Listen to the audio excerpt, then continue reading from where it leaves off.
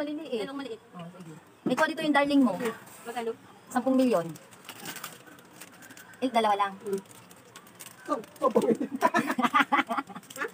milyon daw. 10 milyon. Mapagpalang araw po sa ating lahat mga kaisip. Humihingi po ako sa inyo ng suporta po. Nawa po, suportahan niyo po ako sa aking channel po. Pakibisita niyo naman po ako. Hinihingi ko po sa inyo yun. Sana po ibigay niyo po sa akin yun. Nawa po, tulungan at samahan kayo ng ating amang Diyos na nasa langit po. Salamat po at nawa po mabisita niyo po ang aking channel. Mga kaisip, salamat. God bless po sa ating lahat.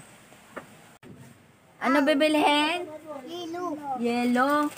Yellow, sigurado kang yellow? Baka puti. Anong kulay ng yellow? Puti. Oh, di puti yun. Niloloko mo naman ako eh. Yellow. Yellow. Puti. Puti. Ilan po? Isa. Isa. Bakit isa lang? Na mga pira. Bilangin mo nga. Marunong ka ba magbilang? 1, 2, 3, 4, 5. Wow! Ang pangalan mo? Princess. Ang galing po ni Princess magbilang. 5. Ikaw, Clyde, marunong ka magbilang? 1, 2, 3, 4, 5. Wow! Naging 8 Kagaling mo pala magbilang ay? Ha? Ha? Wala.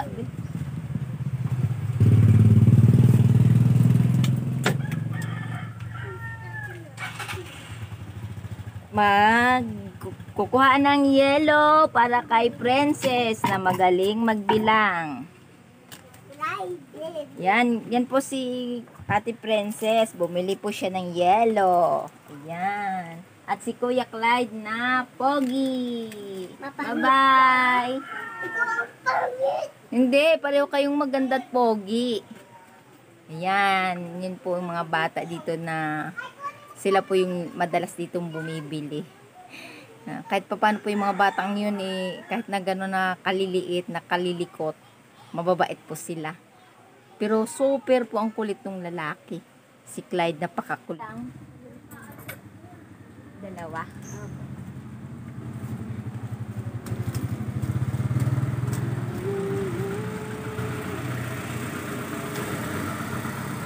Kapal-pal ng ulang na nabuboy.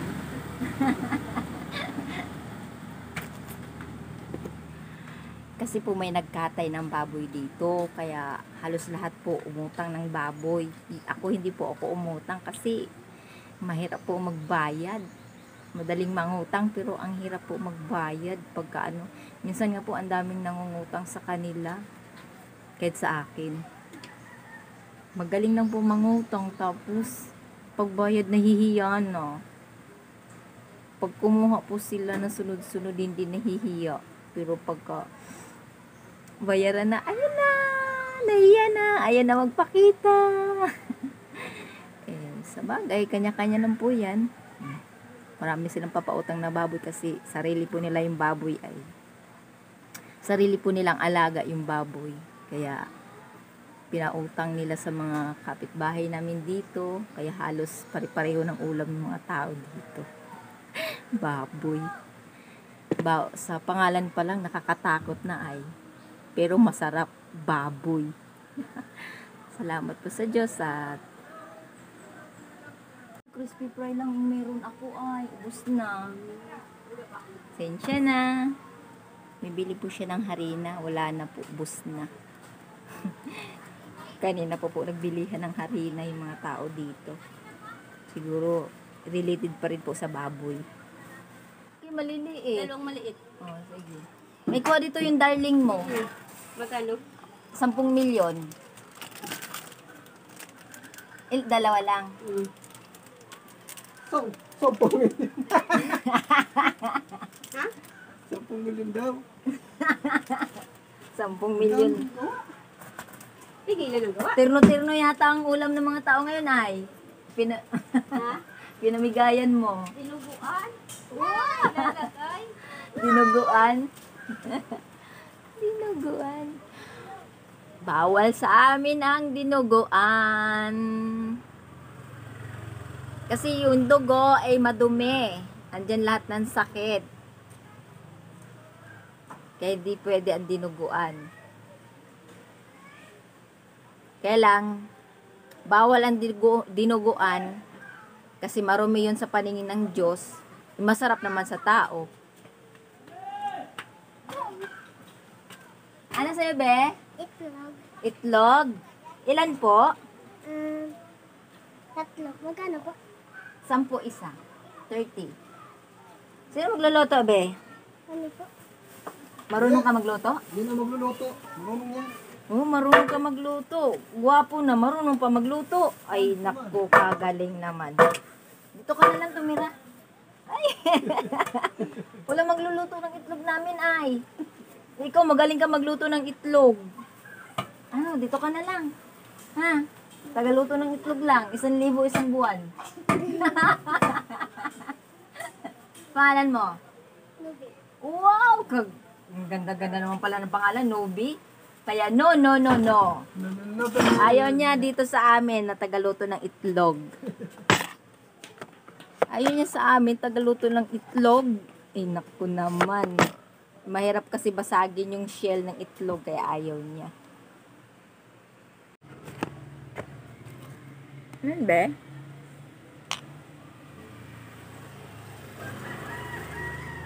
Ang saya ba?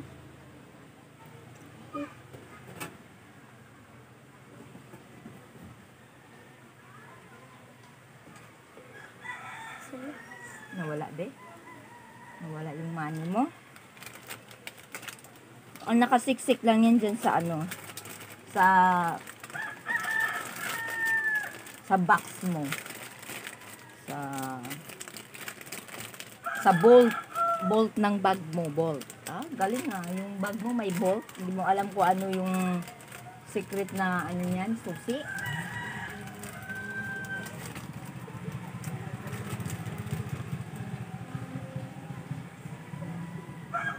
Wala, be? Wala? Hindi mo makita? Anong grade ka na, be? Ah, grade 2 ka. Galing naman pala niya. Grade 2. Oh, nalaglag. Oh, nalaglag. Sinong teacher mo, be? Ha? Ah, Ma'am Sol. Ano niregalo mo sa kanya kanina?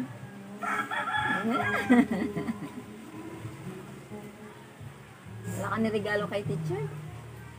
Eh, ano lang, di ba? Yung batiin mo lang siyang Happy Valentine, masaya din. Nawawala? Pero, bakit nawala? Baka nalaglag, naglaro ka yata eh. Naku. O sige, mo na, nalaglag eh. Baka nakasiksik lang, hindi mo lang alam kung saan mo na ilagay. Ano sa bag mo lang? Baka butas yung bag mo. Hindi. Hindi butas? Eh bakit nawala?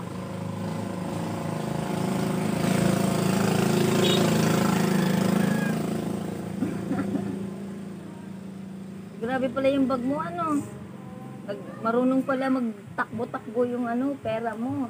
Natakot yata sa iyo. Ah, baka kung saan lang nasiksik. Ang cute naman yan. Gawa mo yan?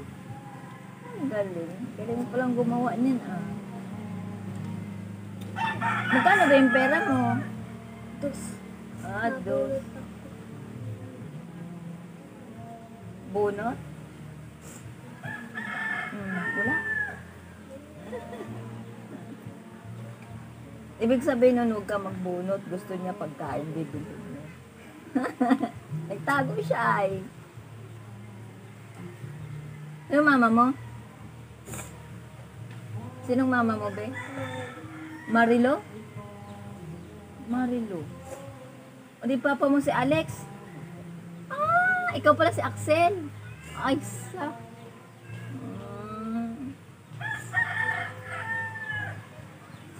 Hindi pa uwi mama mo, no, be, no? Matagal pa, ano?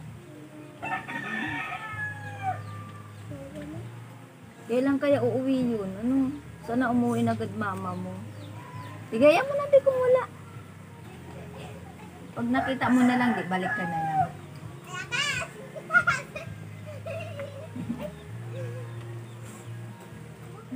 Yung papa mo, umuwi yun ah. Pumunta sa inyo? Hindi na napunta. Bakit? Bakit di na napunta? Makulit ka yata ay, kaya ayaw ni papa mo ay. Pupunta din yun pag may pera na. Pag napunta siya, dapat malinis. Oo nga naman. Kasi si papa mo, alam mo, napakalinis sa bahay. Di ba? Malinis si papa mo sa bahay ay. Bait naman ng papa mo. Hindi, ginagaling ko pag madumi. Oo nga naman. Papa po nun kasi, kakilala ko. Ang papa niya kasi, bilib nga ako sa papa niya kasi kahit na nagkahiwalay sila ng asawa niya, pinupunta niya yung bahay nila. Pupunta siya doon kasi may ibang nakatira, may kasama yung yung mga anak niya doon ng ibang tao. Pero tiyahin din yun, yung mga bata, parang hipag din niya. Pag dumadating po kasi marumi ang bahay kaya nawawalan siya ng ganang pumunta. Tuwing pupunta kasi siya, lilinisin niya ng gusto. Malinis na malinis. Bago pagpupuntahan niya ulit, napakadumi na naman. Kaya nawawalan siya ng gana. Kasi lagi-lagi na lang ganun lang ng ganun. Nagsawa na din. Pero sa pagkakaalam ko, pupunta din siya doon sa kanila. Lilinisin pa din niya naman. Kahit na ganun na nagagalit siya sa mga anak niya. So, kasi dalaga na yung mga anak niya ay tapos yun ang bunso yung batang yun. Responsable naman po yung nila, yung papa nila kahit na siya ay nagkasakit. Parang siya, na-stroke siya. Kahit hirap na siya sa pagtatrabaho. Pinipilit pa rin niya makapagtrabaho para lang kahit pa paano makapag-abot-abot sa mga anak niya ng pera. Yan, mga kaisip, sana po mga anak natin, huwag po natin pababayaan.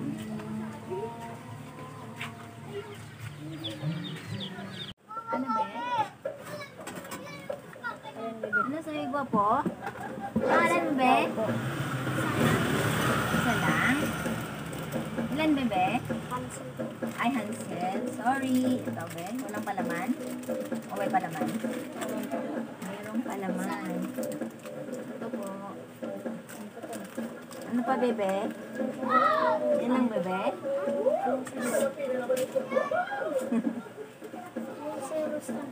Ay, kaganda naman pangalan. Rose Ann.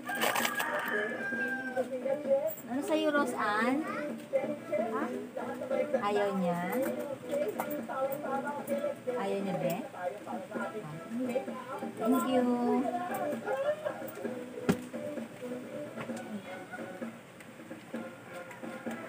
Ano, be?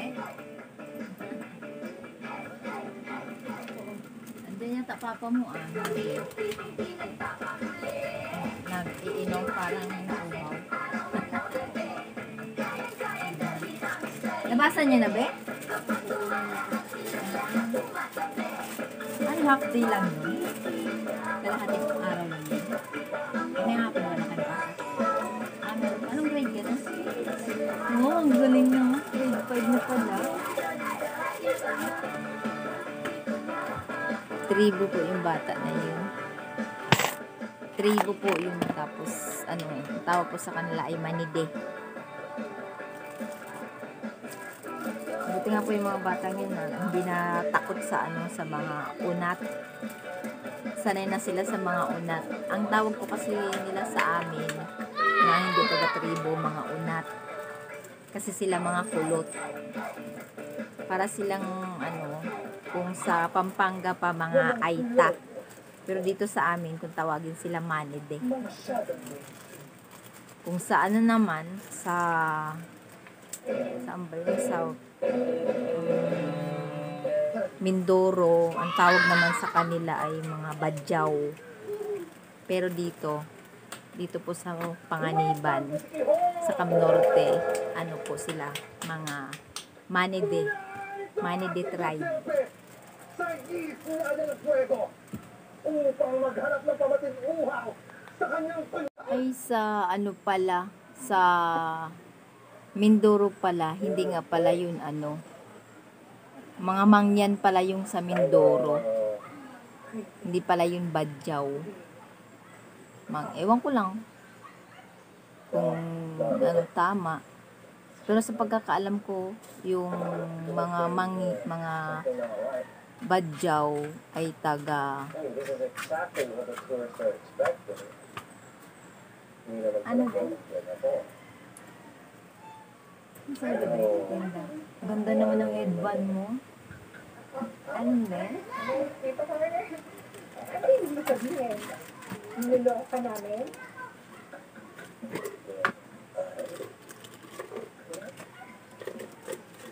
Ay, kalabaw. Naglag. Anong grade ka na, be? Grade 4? May pasok pa kayo mamaya. Ito, be, may ano ka, Sara. Thank you.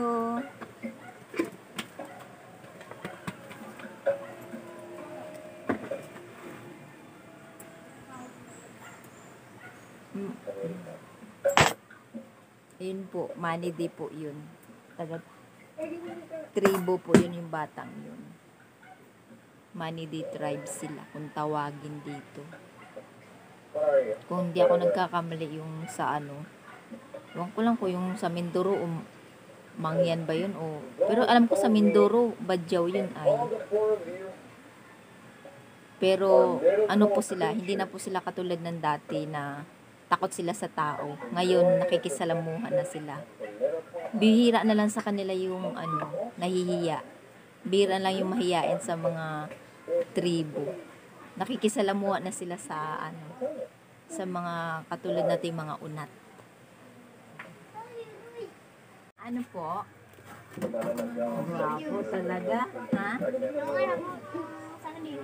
Sardinas. Sarap naman ang ulam mo.